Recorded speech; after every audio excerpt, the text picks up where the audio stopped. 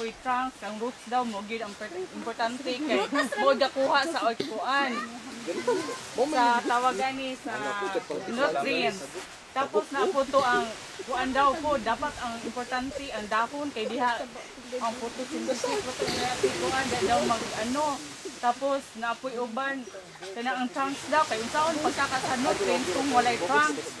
Tapos ang uban po ang kuan gyud kinang cover sa panit kay syempre og ganahan ka pagkaon malami ka ha kung wala siya naka-cover, maabug-abugan, mainitan, maulanan. So pero sa ano sa conclusion tanan gyud siya importante kay unsaon man ang roots kung walay trunks, unsaon pod ang dahon pag-process sa food sa dahon kung wala ang roots ug trunks, unsaon pod pagka basta importante siya sa tanan.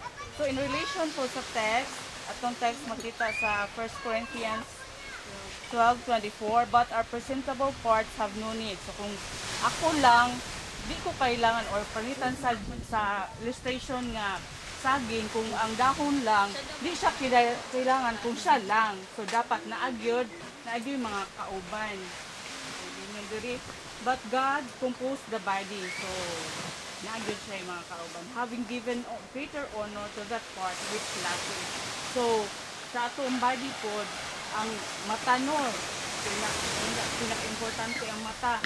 Pero na may uban nga parts na importante po. So importante dapat nagyod tanan, importante gyud tanan.